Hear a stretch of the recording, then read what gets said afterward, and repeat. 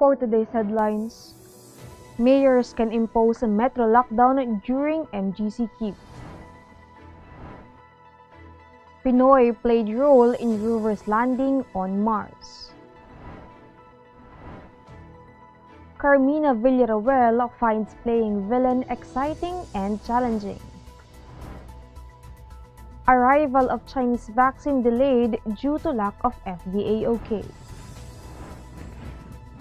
Pork price cap recall pressed. Trust government, Go advises Pinoys. Saludar welcomes all challengers. Tropical depression owing to bring rains in eastern Visayas and Bicol region. Good morning, I am Sandy Locos and you are watching Tribune News on Q. Today is Monday, February 22, and now the news. MMDA Chair Ben-Hur Abalos on Sunday said localized lockdowns will be implemented by Metro Manila mayors once President Rodrigo Duterte finally orders a nationwide modified General Community Quarantine or MGCQ. Under the MGCQ, a mayor has the authority to order a lockdown of a street, barangay, or even the entire city, regardless how big it is, Abalos said in a radio interview. As the head of the Regional Interagency Task Force on Emerging Infectious Diseases in NCR, mayors will secure permission from him if cases of coronavirus disease will increase with the easing of restrictions in their respective areas. Abalos noted that based on data from the Department of Health, COVID cases in NCR are in the downtrend. According to Abalos, hospital capacities are also low and can accommodate more patients in case there will be sudden increase in COVID cases under the MGCQ status. Meantime, a Filipino played a role in the successful landing on Mars of NASA's Red Planet rover named Perseverance.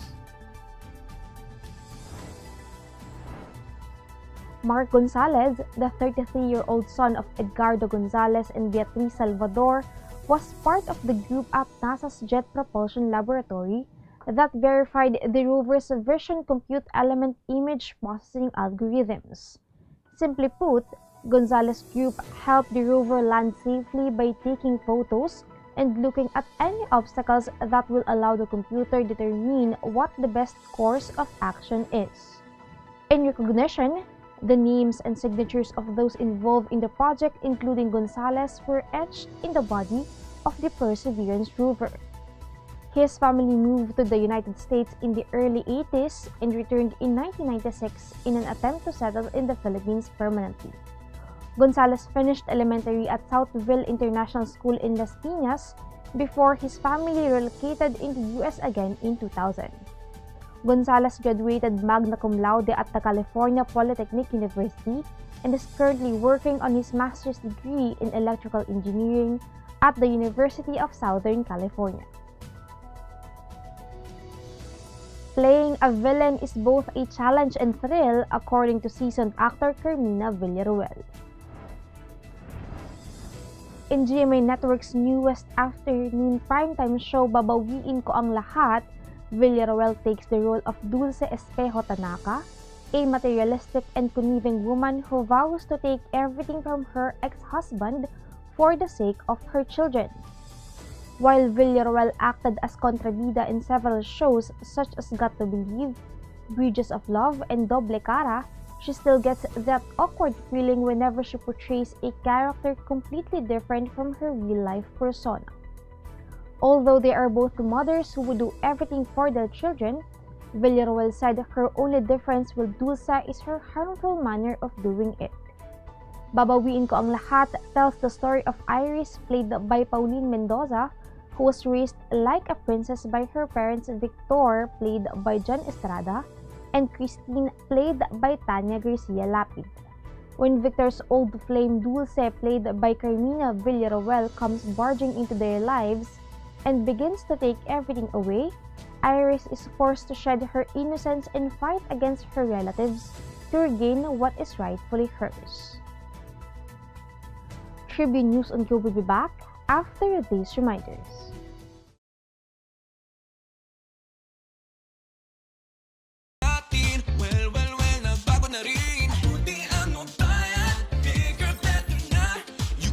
Centers, pati sa mga partners may online pa at app. You can buy it with your fingers. Still don't remittance and more. Online shopping, you can buy it all. Di magpadala, you can buy it all. Anumang pera transaction, you can buy it all. Sabayan ang pagbabago ng mundo for all your pera transactions, all new Bayan.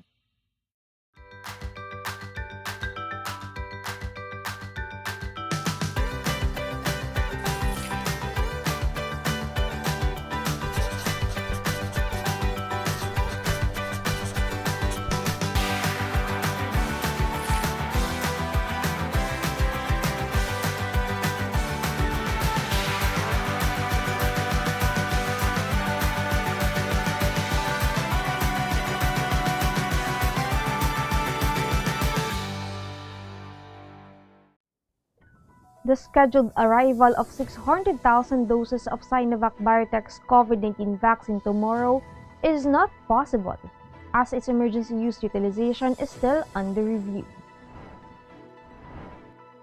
The disheartening news was reported by Food and Drug Administration Director General Eric Domingo, who said that the agency received the additional documents it requested from the China-based pharmaceutical firm only last Friday. Dominguez said he will consult with experts today to determine if the data they submitted are acceptable or not. The FDA chief added that the government would not want to allow the product without enough information, especially if it is about safety. Earlier, presidential spokesperson Harry Roque assured that 600,000 Sinovac vaccines donated by China will finally arrive in the country on February 23. Senator Viso Ontiveros urged the government to recall the 60-day price cap set on pork products, saying that small-scale vendors are carrying the burden of its implementation. While it has laudable intentions, the senator said the price ceiling only exacerbated the plight of pork sellers who are already reeling from the effects of both COVID-19 and African swine fever outbreak. On February 1, President Rodrigo Duterte issued Executive Order 124, putting a price ceiling on pork products to arrest its rising prices. Data from the Department of Agriculture showed its price soared as high as 450 pesos per kilo in Metro Manila, which it said is due to the low supply prompted by the ASF outbreak. To fill the supply gap, the Agriculture Department ordered the delivery of hogs from ASF-free regions such as Visayas, Mindanao, General Santos City, and Cotabato City to the National Capital Region. Put your trust in the government. With these 5 words, Senator Bongo encapsulated his advice to the Filipino people, begging for guidance in these weird times of the pandemic. In his column Going Forward, Go assured that the country awaits the coming of all important vaccines. The government is doing its best to mitigate the impact of the global health crisis. The COVID pandemic, he pointed out, is the greatest threat our country has ever experienced in over a generation. The most crucial part of the country's bayanihan efforts, according to the senator, is making sure that those who need help the most are provided the necessary services they deserve in a timely, convenient, and efficient manner. We will be back. Stay with us. Araneta City, home to the country's first indoor shopping mall, the world's original Thrilla, and the first ever Bini Bini pageant. Now a place for your first win, your first catch, your first home, your first big break, your first date, and even your first love. Araneta City, the city of firsts.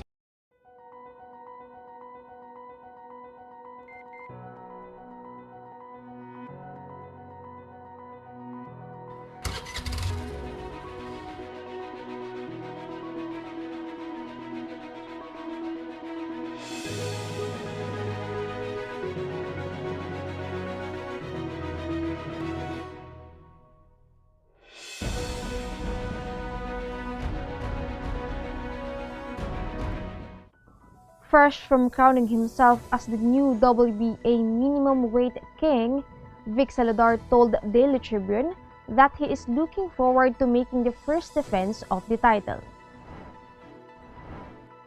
But promoter Bebot Elorde, who staged Saludar's 12-round split decision win over Robert Paradero in Binyan, Laguna, is giving him some quality time to enjoy his win in his native Palomoloc, South Cotabato. Saludar won his second world crown after a brief reign as World Boxing Organization champion, also in the same division.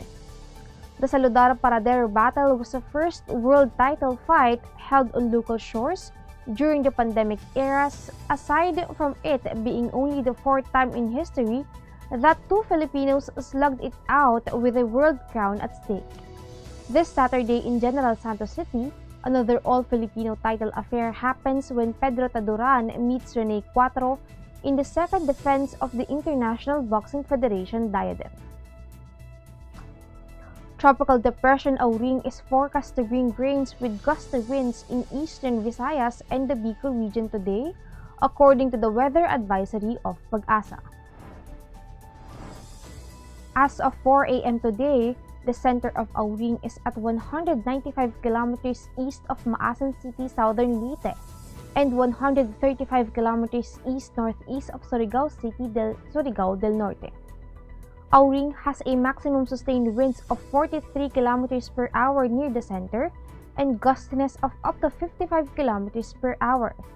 It is moving west-northwestward at 15 kilometers per hour. Auring is also expected to bring cloudy skies with scattered rain showers and thunderstorms in the rest of Visayas, northern Mindanao, Caraga, and Zamboanga Peninsula. Meanwhile, the northeast monsoon is expected to bring cloudy skies with rains in Metro Manila, Cagayan Valley, Cordillera Administrative Region, Calabarzon, Mimaropa, and Aurora. The northeast monsoon is also expected to bring partly cloudy to cloudy skies with isolated light rains in the rest of Luzon. Localized thunderstorms are expected to bring partly cloudy to cloudy skies with isolated rain showers in the rest of Mindanao. And that wraps up the stories this morning. Catch the latest news on our website tribune.net.ph and follow us on Facebook, Twitter, and Instagram. Subscribe to our YouTube channel, Tribune Now. The Daily Tribune is one with the nation in facing the COVID-19 crisis, and in line with this, the Daily Tribune digital edition and press reader is now available for free online. You can also download the Daily Tribune app on Apple Store or Google Play to get the latest and most comprehensive news online. Daily Tribune is also inviting everyone to join its community Viber Kachibu to get updates on the freshest and hottest news and entertainment stories of the day. Tercito emoticons are also available on our community Viber. Just visit the sticker store and search for Kachibu Community. And before we go, we would like to thank the SM Store and Araneta Center. Again, this is Sandy Locos and you're watching Tribune News on Q. Stay safe, stay healthy, and stay at home. Good morning and have a nice day. I am Elmer Navarro Manuel. Coronavirus case. I am Sandy Locos. Duterte, dadalo. O si Ray Sanchez. Good morning, I am Vernon Velasco. Only government authorized to Magandang hapon. Ako si Pauline Soko. Ospital naghahanda para sa COVID.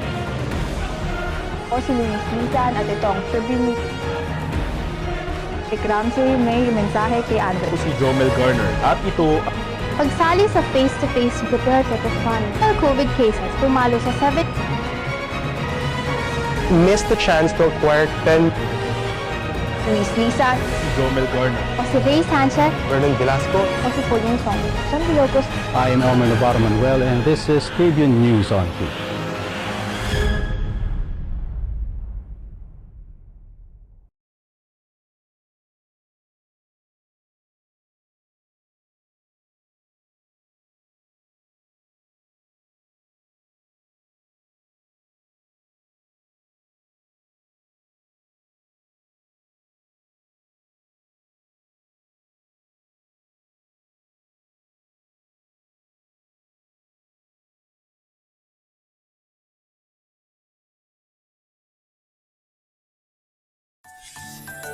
Manong Joe po. At Ate Maita, Good news! Bumaba ng 7 centavos per kilowatt hour ang overall electricity rates ngayong buwan.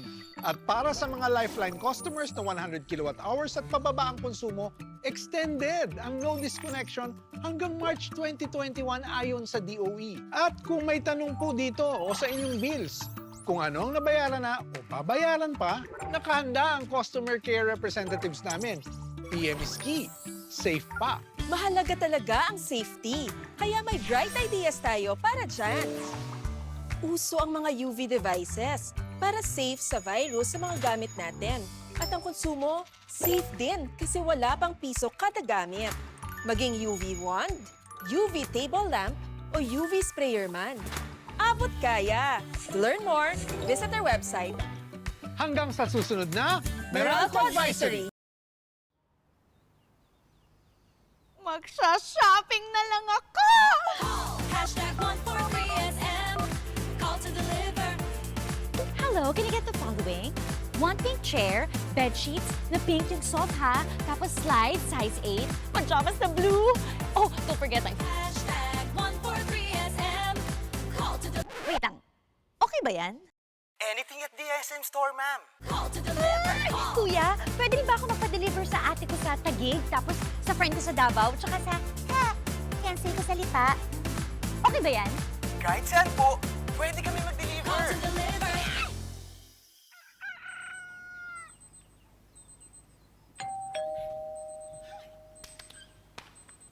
Call. Hashtag 143SM. Call to deliver. Hashtag 143SM. Call to deliver. Call. Hashtag 143SM. Hashtag 143SM. Call to deliver. Call na rin kayo. Call to deliver.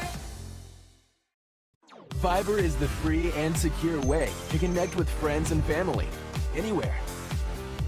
Send messages and make phone and video calls for free. Download Viber now.